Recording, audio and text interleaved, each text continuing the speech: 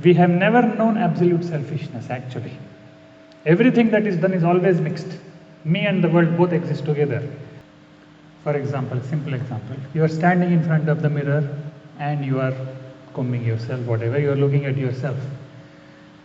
But in that action, the whole world is there behind it. It is being done keeping the world in view. How I will be appearing to the world. It is not happening completely, absolutely in the selfish sense. Another simple example, if you, for example, pay attention, if you have a great respect for somebody, and if you are a fan of somebody, and people go, these film stars or whatever, when somebody becomes fan of somebody else, and now they are paying, it's like if I am fan of somebody, I am paying attention to that person. But ultimately, I am paying attention to that person so that he can finally look at me. I will completely not put away this one. I give importance to somebody so that finally they will look at me or they will talk to me, something. Me and that one is always there. Similarly, whenever you pay attention to yourself, it is because of the world. Whenever you pay attention to the world, it is because of you. It is always happening as a mixture. It is never happening absolutely either. Because that is the way mind is. If any one of them is separated, the mind halts, it cannot function. If you absolutely separate me, and there is nothing else at all, that me also cannot be, because it is a meaningless bit now, without the other held in contrast. Are you following? Same thing the opposite also. If you get overwhelmed by somebody else, something else, and if you completely ignore the me bit, even that cannot fully remain by itself without me held in contrast. That also will vanish. So these are the two fundamental things you can do with the mind. With the mind you can do only these two things. This is the fundamental mechanism of how mind works, and these are the only two things you can do with the mind. With the energy we can do something else, Hatha Yoga and all this. But if you employ psychological faculty only, we can do only these two things fundamentally. You can either pay full attention upon the me bit and ignore everything else, or ignore yourself and pay attention to something else altogether and forget yourself. This becomes Jnana Yoga, that becomes Bhakti Yoga. But the struggle is to make that more and more complete. It never happens completely. If I am paying attention to somebody, ultimately it is because I want their attention. And that is the whole circus that is happening with religion today. The religion, the God idea and whatever that is, it is happening with that me and the God, me and the God, me and the God. See, people will say believing in God is, it will abate your ego, it will make you humble. It doesn't. It may boost it further. I mean, you can use God to boost yourself. God sends me message, God does this to me. What means I am too important. It may go into that.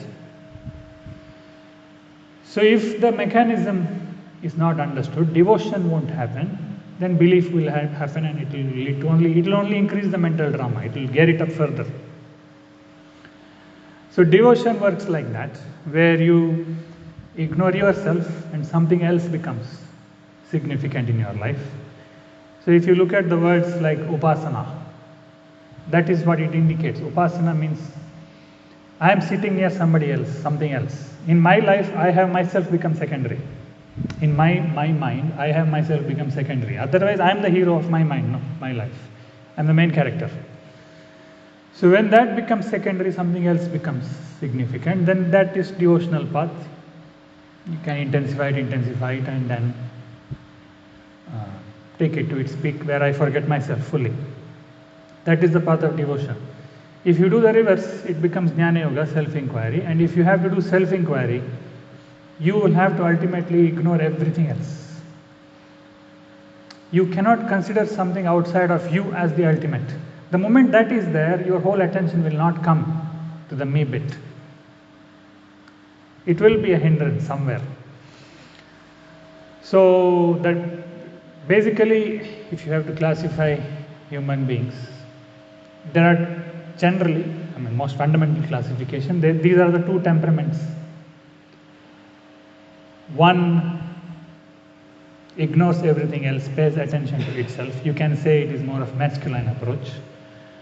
And the other is where one forgets oneself and pays full attention to something else, that is like feminine approach. Both will work, both will do the same thing. Finally, if you separate the bits, if you hold on to only one, even that cannot remain by itself, it will halt, it will suspend. So in my case, my temperament is that, ignoring everything else. Fundamentally, it is that. In fact, 15 years ago, I would dismiss Hatha Yoga also, meaning I was in that mode fully.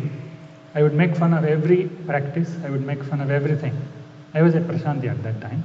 I would do Hatha Yoga practice for general well-being, but I will be making fun of it. You say, what will happen? Main thing is inquiry, you have to inquire. I will talk like that. Because that is what was happening within me. Intuitively I was ignoring everything else and dismissing everything else, so that attention will fully come to this. I didn't plan it that way. It slowly happened like that. And that is why actually you see some spiritual teachers talk like that. They will try to dismiss everything. One example is Jiddu Krishnamurti. He will dismiss everything, so that all your attention comes on you. Your suffering, your loneliness. Simply don't escape from that into the world. Just be with it absolutely. So for that to happen, somewhere within you, all your significances given to any external things have to go away by itself. You have to either keep it aside or it has to go away. Now psychologically, these are the only two things you can do,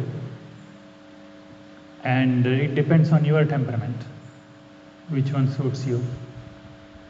It may be a mixture also, and the thing is, whichever you do, whether you do this one or this one, the result is the same.